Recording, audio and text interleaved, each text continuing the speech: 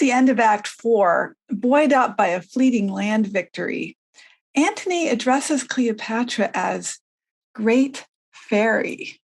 She in turn addresses him as Lord of Lords and extols his infinite virtue. So, what does it mean to call the Queen of Egypt a fairy? What magnitude is implied by great?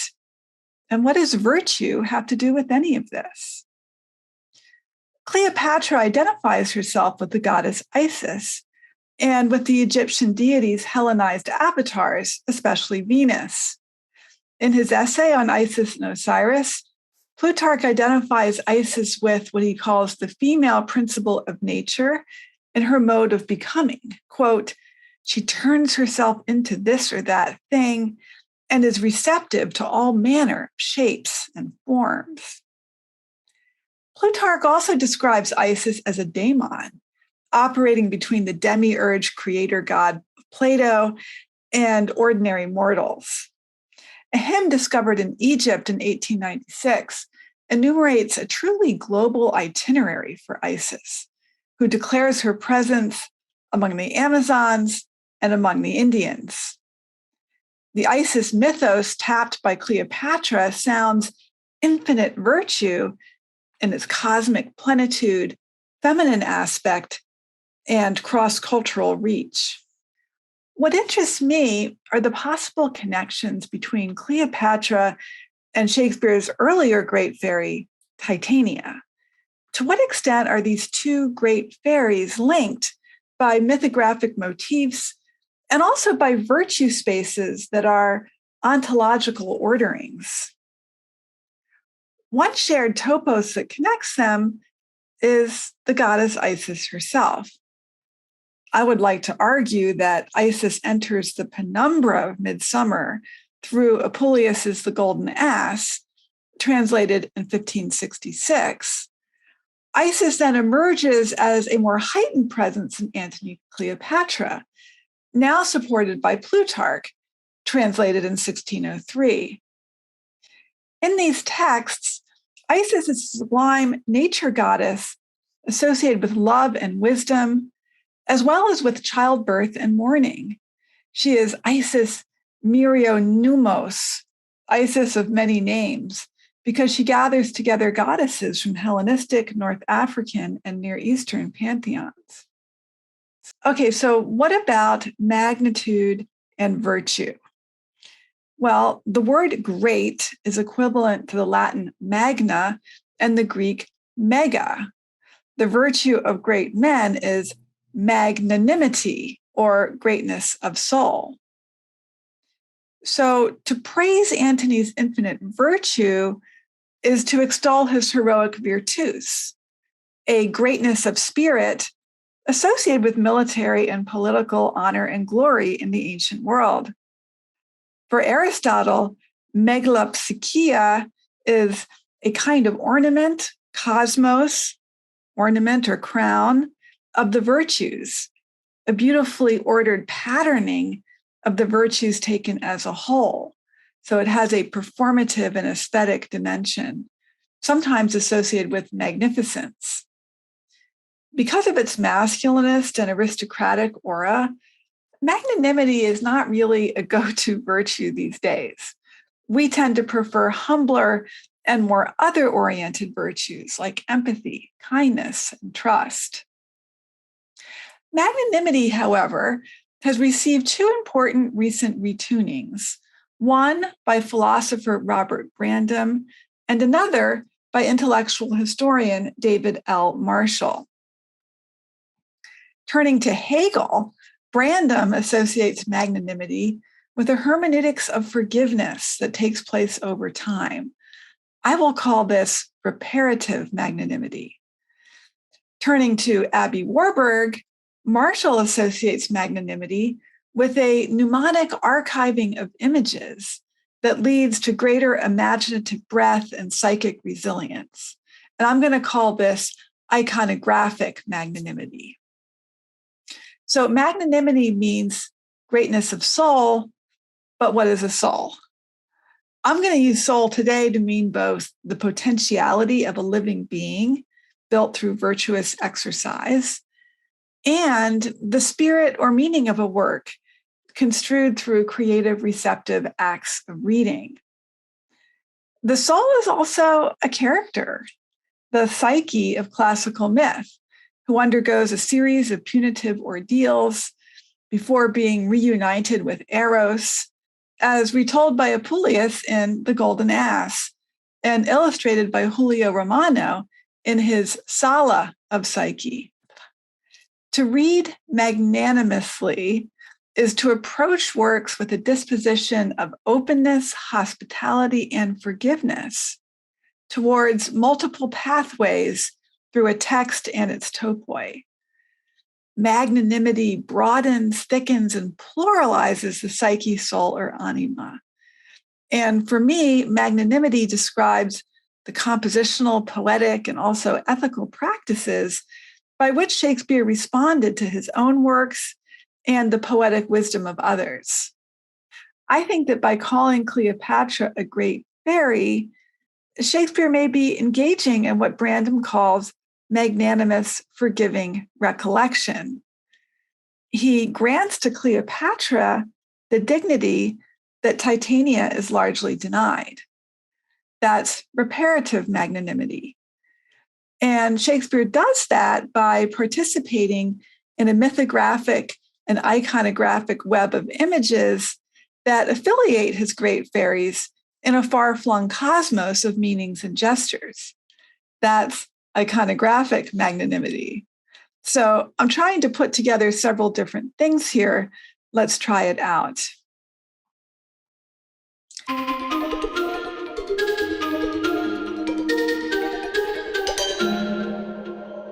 In the bottom translation, Jan Kott sketches the tradition of Platonizing readings of Apuleius's The Golden Ass, including its longest and most influential inset tale, the story of Psyche and Cupid.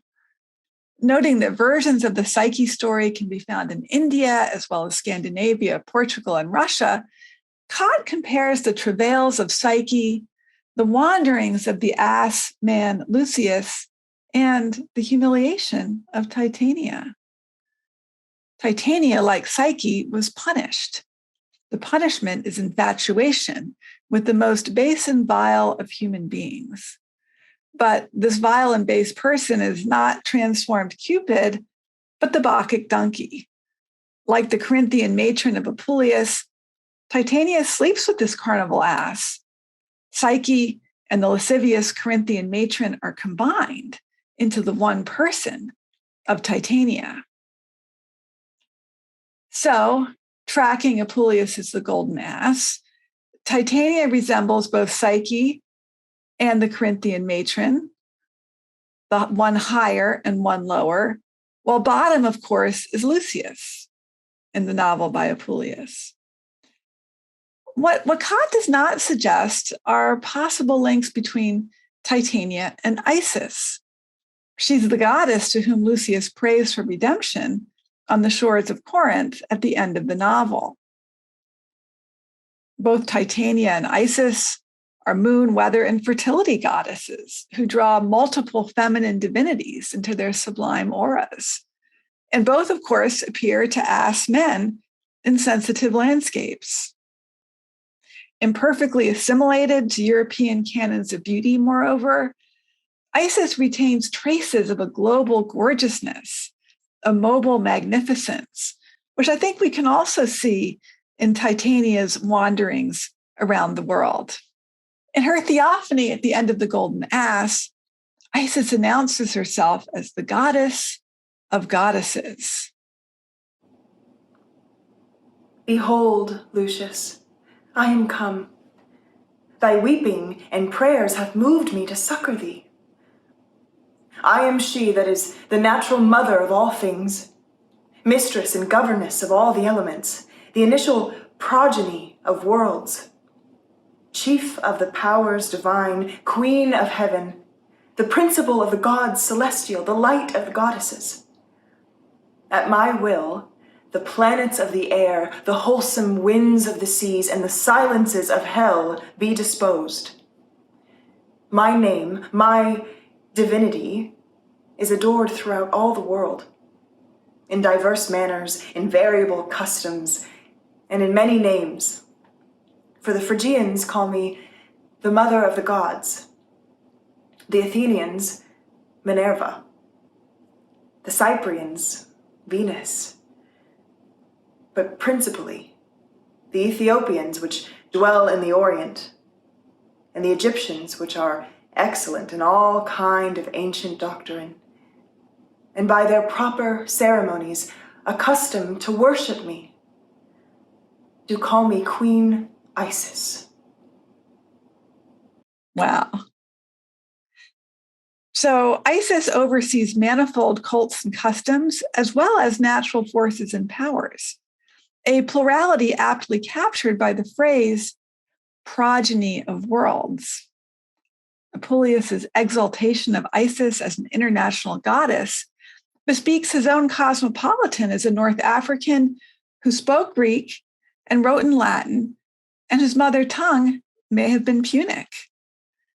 Apuleius's Elizabethan translator introduces him this way: Lucius Apuleius African, an excellent follower of Plato his sect, born in Madura, a country sometime inhabited by the Romans, and lying on the borders of Numidia and Getulia, whereby he calleth himself half a Numidian and half a Getulian. The Golden Ass, Apuleius tells his reader, was composed on Egyptian paper, written with a ready pen of Nile reeds. Apuleius was writing in a setting where Isis presided as both a neighboring local deity and a universal principle of natural becoming. And she reflects his own identity as a Romanized and Hellenized North African. In A Midsummer Night's Dream, Isis enters only obliquely, carried on the back of Apuleius's golden ass like an errant Europa. We might choose to sense her presence, however, in Theseus's wry statement about the madness of the lover who sees Helen's beauty in a brow of Egypt. Beyond its casual racism, the image communicates the syncretic process by which Hellenic goddesses merged with an Egyptian one. The play is scattered with references to Ethiops, lovely Jews, and tawny Tartars, racialized epithets that reactively repel, yet also surreptitiously acknowledge beauty's global wanderings.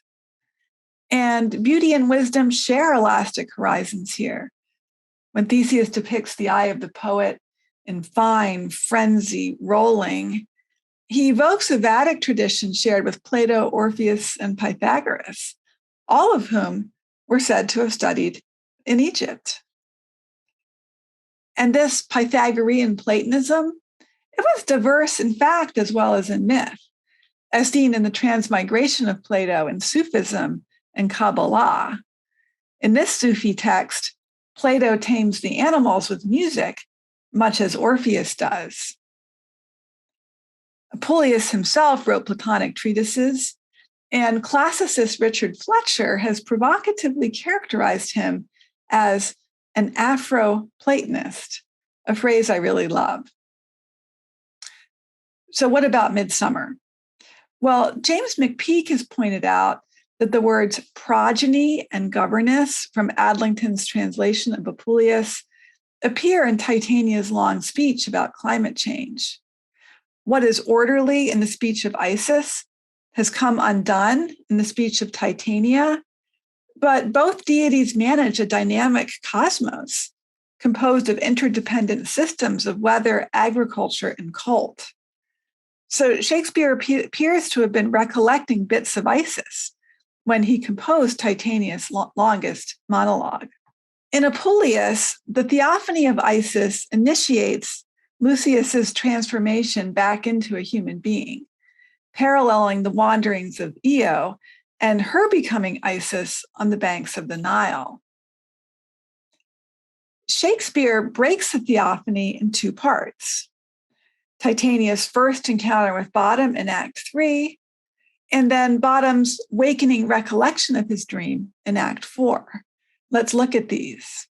Fill the throstle with his note so true, the wren with little quill. What angel wakes me from my flowery bed?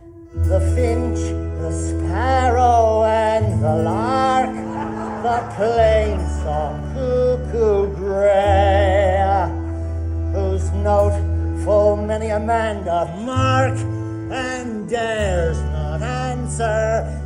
Nay, I pray thee, gentle mortal, sing again. Mine ear is much enamored of thy notes.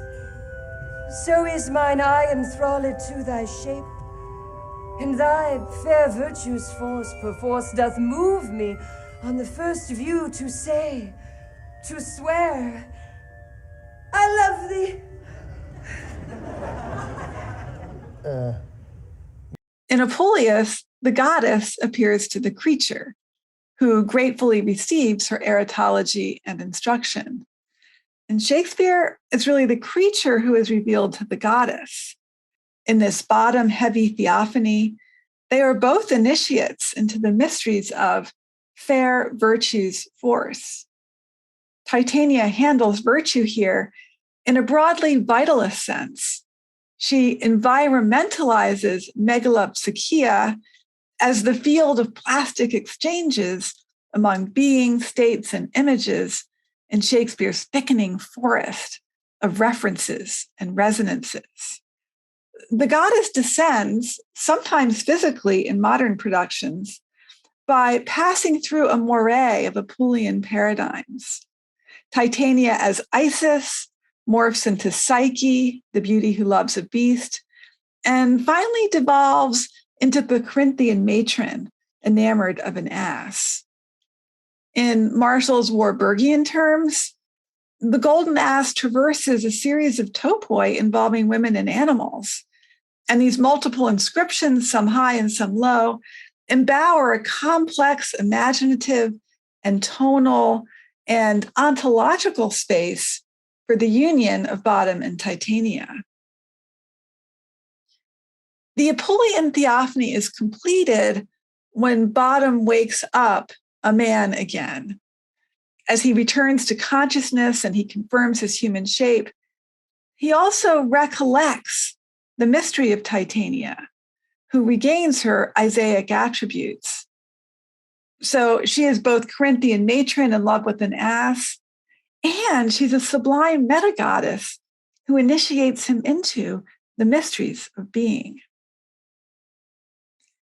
Apuleius contributes other image clusters to Midsummer.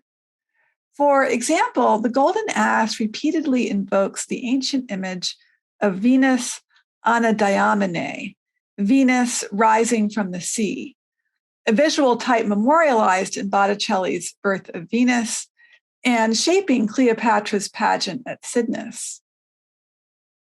In Apuleius, the Venus type begins with the bewitching slave girl Fotis and culminates in the seaside appearance of Isis herself. The maritime cult of Isis Pelagia, accompanied by a sail that was often mirrored in a cloak floating behind her, became widespread along the Greek and Asia Minor coastline, including Corinth.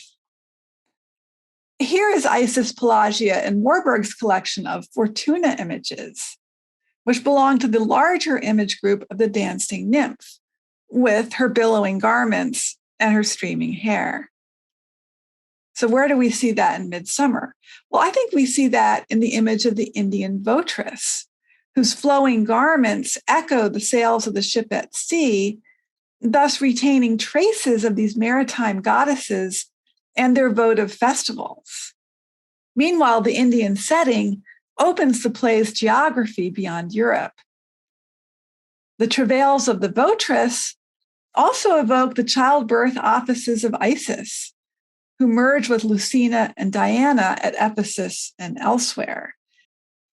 Sifting through these Apuleian guises to alight on the forest floor of creaturely life, Titania gleans with the breadth of the cosmos, understood as both biodiversity and cultic diversity. Like Psyche, she suffers love and loss by descending into mortal existence and the pain of passion. Like Isis, she oversees the mysteries of childbirth, as well as climate. And like Apuleius, she appears at home in locations far from the metropole. Yet, these dignities require hermeneutic work to be delivered, and the play leaves unredressed Oberon's complicity in his wife's degradation and his own cuckoldry. Although the play is rife with allusions to a global archive of spiritual practices, these allusions are generally reduced to racist epithets or imperial fantasy. So I want to suggest that the reappearance of Isis in Antony and Cleopatra can be construed as an act of that magnanimous, forgiving recollection of Brandom, insofar as the great fairy Cleopatra allows Shakespeare to offer restitution to Midsummer's fairy queen.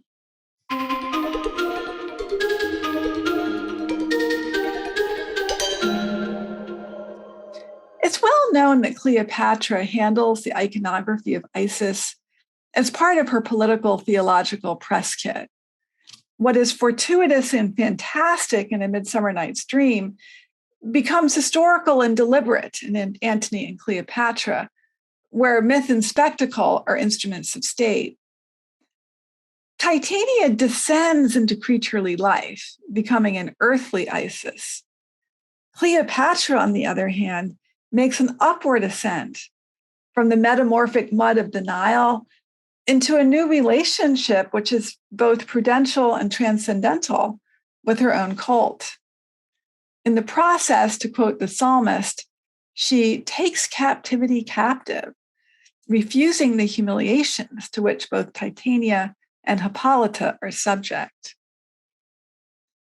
There are three major moments in the play in which Cleopatra stages herself as a new Isis. The first is her encounter with Antony on the river Cydnus. The second is the donations of Alexandria, when Antony and Cleopatra installed themselves as deified rulers of the East. And the third is Cleopatra's death scene. In this triptych of self-pictorializations, Cleopatra deploys iconography to make complex and far-reaching political theological claims, and by the end, to identify herself with wisdom or Sophia. In his 1945 essay, Shakespeare and Apuleius, D.T. Starnes argued that the Cydnus scene drew not only on Plutarch's life of Antony, but also on Apuleius's ekphrasis of a pageant of the Judgment of Paris in the Golden Ass, Book 10. This is not finally a case of either or, as the connections between Plutarch and Apuleius run so deep. The narrator of the Golden Ass claims to descend from the house of Plutarch, a claim that was then applied to Apuleius himself by Renaissance translators. Both Plutarch and Apuleius were professional Platonists, and together they provide the major sources of Isis lore to later commentators in the European tradition.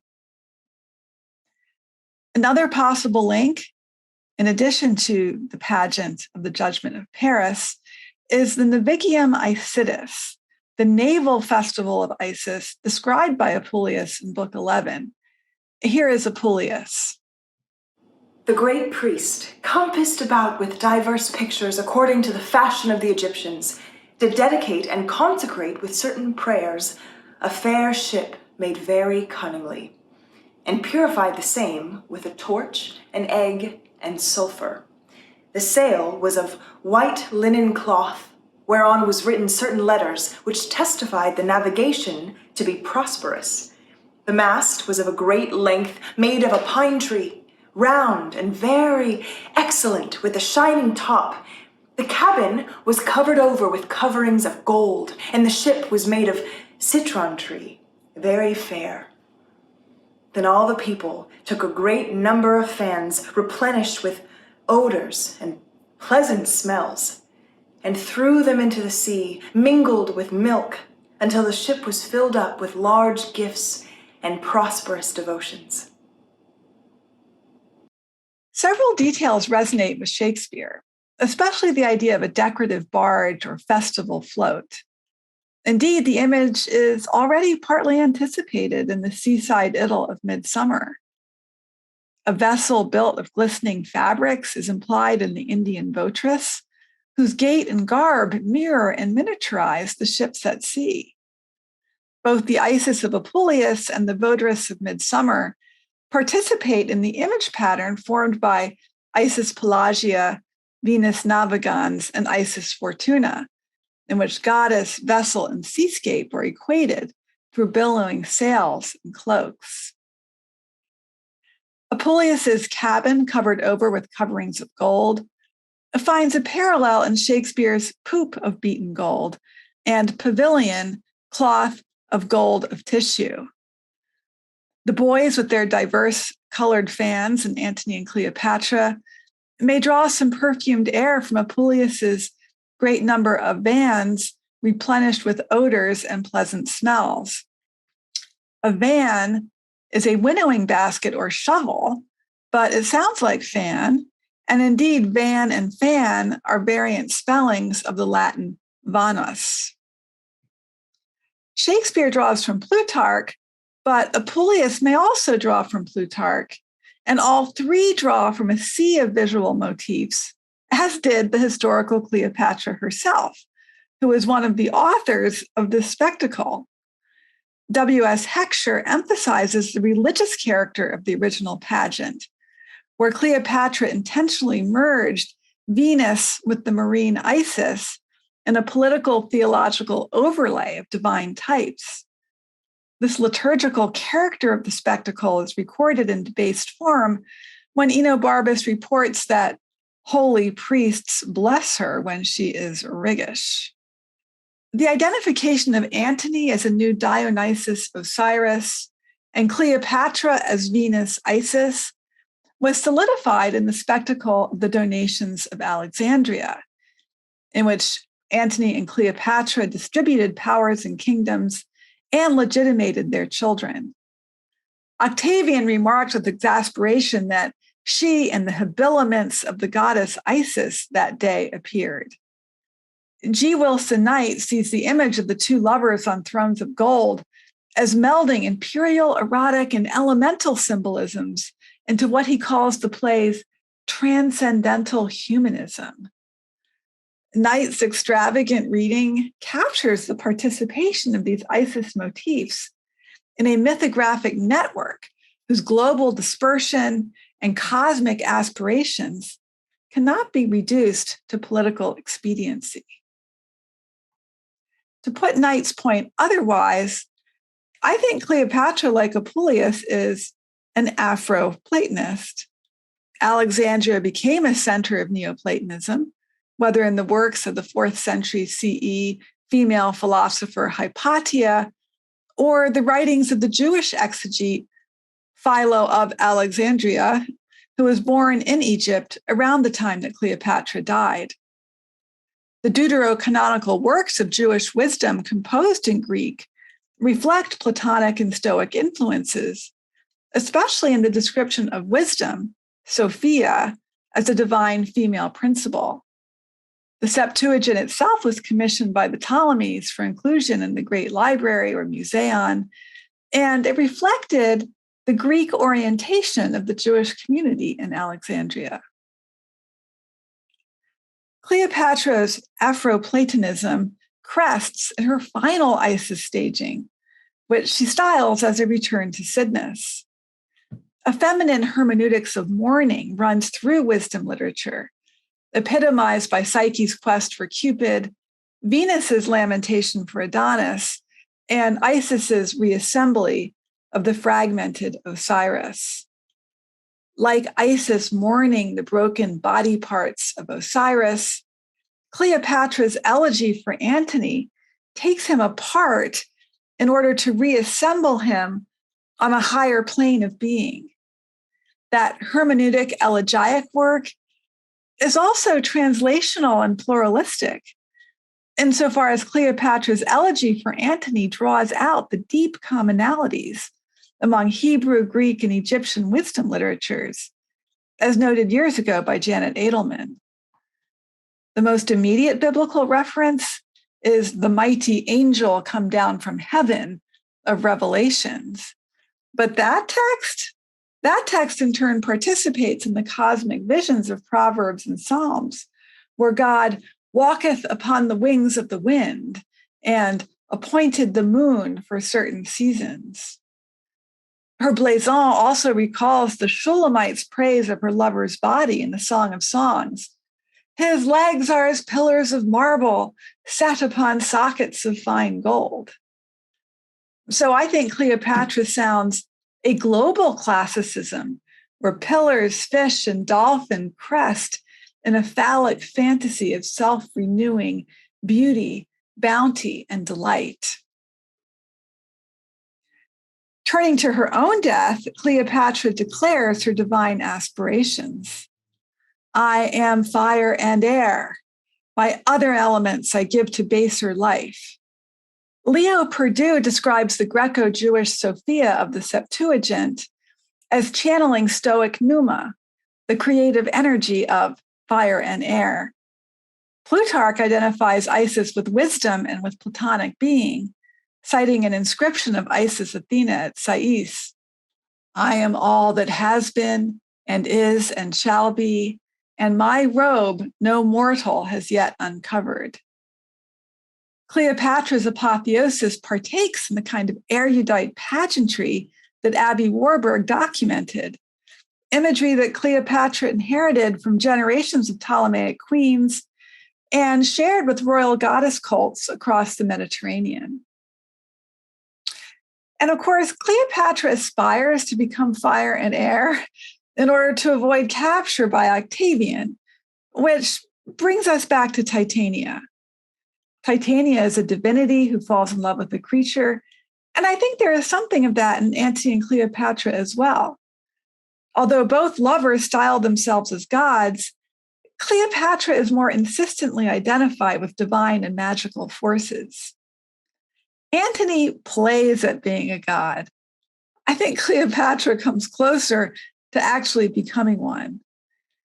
G. Wilson Knight, calling her the divinity of this play, suggests that Shakespeare's Venus and Adonis is a tryout for this tragedy. Venus and Adonis, Titania and Bottom, and Cleopatra and Antony form a series in which female divinities or quasi-divinities, fairies or daemons, suffer passion by consorting with mortals. The play's Oberon Theseus is surely Octavian. Octavian wants to capture Cleopatra and parade her in his triumph. She is his Amazon queen. She ruins his plans by becoming fire and air. Whereas Titania and Hippolyta, arguably humbled, humiliated, and tamed by their male partners, Cleopatra escapes the kind of political hurry-burry to which Octavian would subject her. Shakespeare presents her act not as subterfuge or cowardice, but as an act of courage and nobility, manifesting her own greatness of soul. In an extraordinary book by Wilbur Sanders and Howard Jacobson, entitled, yes, Shakespeare's Magnanimity, Jacobson makes Cleopatra, not Antony, the master mistress of this virtue. Unlike any other major character in Shakespearean tragedy, Cleopatra is allowed, after the event, as it were, to clean up her own story, restore a grandeur to what was squalid, and, despite the presence and the plans of Caesar, arrange as she would like it her exit and her finish. Nothing is permitted to prevent Cleopatra's being, to the last, entirely herself. Nothing prevents Cleopatra from being entirely herself. That means that Cleopatra is the play's crocodile, the emblem of Isis. The crocodile, we learn, is shaped, sir, like itself. It lives by that which nourisheth it, and the elements once out of it, it transmigrates. Taking the joke seriously, Knight reads these lines as, quote, a standing model for the metaphysician, for whom the unique reality cannot be transliterated by intellect, because the universe is infinitely and beautifully mysterious. Crocodile Cleopatra, shaped like herself, draws on the poetic pluralism of ancient wisdom and its Alexandrian cultivation among Greeks, Egyptians, and Jews to energize her own becoming idea. Through Shakespeare's own work of magnanimous, forgiving recollection, Cleopatra redeems the Amazon queen's tawny Tartars, lovely Jews, and Egyptian brow of Midsummer by anointing them as votresses dedicated to a higher beauty, a finer truth, and a greater soul than Theseus has dreamt of in his philosophy. I want to give Cleopatra the final words. Give me my robe. Put on my crown. I have immortal longings in me. Now no more the juice of Egypt's grape shall moist this lip. Yar, yar, good Iris, quick. Methinks I hear Antony call. I see him rouse himself to praise my noble act. I hear him mock the luck of Caesar, which the gods give men to excuse their afterwrath. Husband, I come. Now to that name my courage prove my title. I am fire and air. My other elements I give to baser life. So, have you done?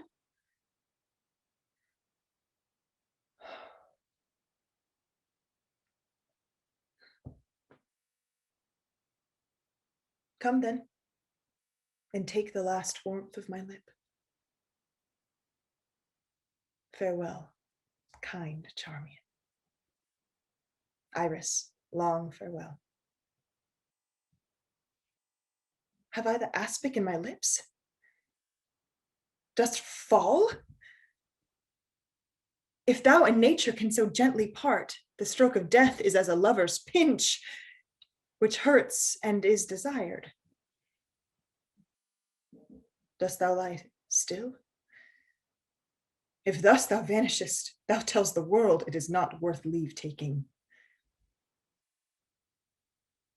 This proves me base. If first she meet the curled Antony, he'll make demand of her and spend that kiss which is my heaven to have. Come, thou mortal wretch, with thy sharp teeth, this knot intrinsicate of life at once untie. Poor venomous fool, be angry and dispatch. Oh, couldst thou speak that I might hear thee call great Caesar ass unpolicied. Oh, peace, peace. Dost thou not see my baby at my breast? That sucks the nurse asleep. Oh, sweet as balm, as soft as air, as gentle. Oh, Antony. Nay, I will take thee too.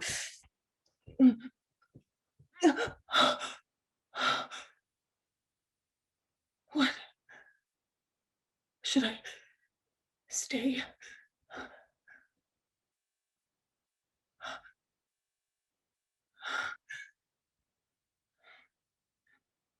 you.